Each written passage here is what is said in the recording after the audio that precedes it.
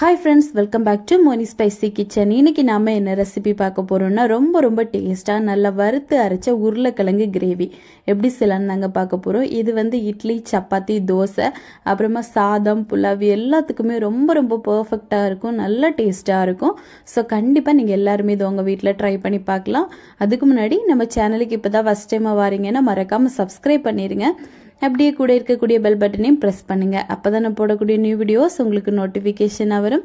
Like பண்ணுங்க, share பண்ணுங்க. இப்போ இது செய்யறதுக்காக நான் வந்து மண் சட்டி தான் எடுத்திருக்கேன். இதுல வந்து 1 டேபிள் ஸ்பூன் போல தேங்காய் எண்ணெய் சேர்த்திருக்கேன். தேங்காய் எண்ணெய் சேர்த்து நம்ம பண்ணோம் அப்படின்னா டேஸ்ட் வந்து ரொம்ப நல்லா இருக்கும். இதுல வந்து ஒரு 1/2 டேபிள் ஸ்பூன் சீரகம், ஒரே ஒரு பட்டை, 2 கிராம்பு சேர்த்திருக்கேன். அப்புறமா ஒரு 1/4 டேபிள் ஸ்பூன் அளவுக்கு சோம்பு, இவ்வளவு சேர்த்துட்டு ஒரு 3 வரமிளகாவை கட் பண்ணி சேர்த்திருக்கேன். இது வந்து காஷ்மீரி சில்லி. நார்மல் சில்லி சேர்க்குறீங்க அப்படின்னா ஒரு 2 மட்டும் சேருங்க. சேர்த்துட்டு நல்லா வந்து இதை ஃபர்ஸ்ட் நம்ம வறுத்தெடுத்துக்கலாம். கொஞ்ச நேரம் இது நல்லா வறுபடட்டும். இது நல்லா வறுபட்டதுக்கு அப்புறமா 1 கப்பு போல நல்ல துருவின ஃப்ரெஷ்ஷான தேங்காய் வந்து சேர்க்கிறோம். சேர்த்துட்டு இதையும் நல்லா வந்து நம்ம வறுத்தெடுக்கணும். லோ ஃப்ளேம்ல தான் கண்டிப்பா வைக்கணும். இல்லை அப்படின்னா இது வந்து தீஞ்சு போக வாய்ப்பு இருக்கு. அப்படி தீஞ்சிருச்சு அப்படின்னா குழம்பு வந்து கசப்பா இருக்கும். அதனால நீங்க பொறுமையா லோ ஃப்ளேம்ல வச்சு நல்லா வறுத்தெடுங்க. இப்போ இந்த தேங்காய் வந்து கொஞ்சம் நல்ல ஒரு கோல்டன் கலர் ஆனதுமே இதுல வந்து நம்ம பொடிகள் எல்லாம் சேர்க்கணும். இது கூட ஒரு 4 பூண்டு, அப்புறமா ஒரு பிஞ்ச் அளவுக்கு இஞ்சி இவ்வளவு போட்டுக்கோங்க. போட்டுட்டு ஃபர்ஸ்ட் இதை நல்லா ஃப்ரை பண்ணிருங்க இந்த தேங்காய் கூட. அதுக்கப்புறமா நம்ம பொடிகள் சேர்த்துக்கலாம். இப்போ இது வந்து ஒரு நிமிஷம் நல்லா வந்து இந்த மாதிரி நம்ம ஃப்ரை பண்ணி எடுத்துக்க போறோம். அதுக்கப்புறமா நம்ம இதுல வந்து பொடியெல்லாம் சேர்த்துடலாம். நான் வந்து 1 டேபிள் ஸ்பூன் அளவுக்கு சிக்கன் தூள் எடுத்திருக்கேன். அப்புறமா 1/2 டேபிள் ஸ்பூன் அளவுக்கு கரம் மசாலா இவ்வளோ ஃபர்ஸ்ட் போட்டுட்டு உடனேவே நீங்க வந்து நல்லா கலர ஆரம்பிங்க. இல்லை அப்படின்னா அடியில வந்து லேசா கலர் சேஞ்ச் ஆக ஆரம்பிச்சு அப்புறமா கருத்து போயிருச்சு அப்படின்னா கசப்பாக ஆரம்பிச்சிடும். அதனால லோ ஃப்ளேம்ல வச்சாலும் மண் சட்டியை பொறுத்தவரை அந்த ஹீட் வந்து அப்படியே இருக்கும். அதனால ஒரு பொடியும் சேர்க்க கிளறி கொடுத்துட்டே இருங்க. அப்புறமா 1 டேபிள் ஸ்பூன் அளவுக்கு மல்லித்தூள் சேர்க்கிறோம். சேர்த்துட்டு இதையும் வந்து மிக்ஸ் பண்ணி கொடுத்துக்கலாம். அப்புறமா ஒரு 1/4 டேபிள் ஸ்பூன் அளவுக்கு மஞ்சள் தூள். இப்போ இவ்வளோ சேர்த்துட்டு நல்லா வந்து நம்ம வறுத்தெடுக்க போறோம். இனிமே ரொம்ப எல்லாம் வறுக்க வேண்டாம். ஒரு 2 நிமிஷம் போல லோ ஃப்ளேம்ல வச்சு கைவிடாம இந்த மாதிரி நம்ம வறுத்தெடுத்துட்டு இதை அப்படியே ஆற வைக்க போறோம். இப்போ வந்து கம்ப்ளீட்டா நல்லா வறுப்பட்டுருச்சு. இது வறுப்படும் போதே நல்ல ஒரு கமகமான வாசனை வரும். அப்போ வந்து ஒரு தட்டுல மாத்தி ஆற விட்டுருங்க.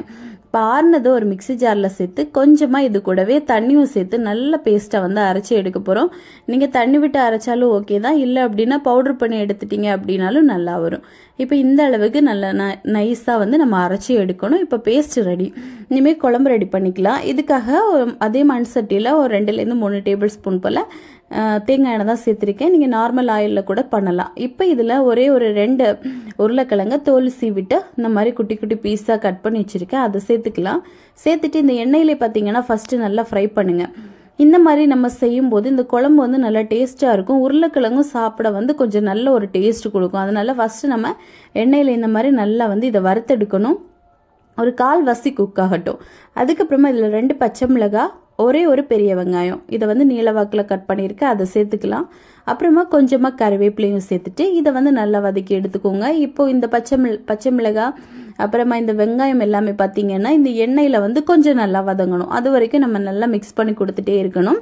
இப்போ வந்து இடையில நம்ம வந்து உப்பு சேர்த்துக்கலாம். நான் வந்து ஒரு டேபிள் ஸ்பூன் கிட்ட உப்பு வந்து சேர்க்குறேன், குழம்புக்கு ஏற்ற மாதிரி. இப்போ உப்பு சேர்த்து நம்ம மிக்ஸ் பண்ணும்போது இது எல்லாமே சீக்கிரமா வெந்துடும். அதுக்காக தான். இப்போ நல்லா வந்து மிக்ஸ் பண்ணி கொடுங்க. இது கொஞ்சம் வேகட்டும். இப்போ வெந்ததுக்கு அப்புறமா நம்ம இதுல வந்து மசாலா சேர்க்கலாம். இந்த வெங்காயம் வந்து கொஞ்சம் வெந்துருச்சு அப்படின்னாலே மசாலாவை நம்ம அப்படியே சேர்த்துடலாம். இப்போ பாருங்க கொஞ்சம் நல்லா வெந்துருச்சு.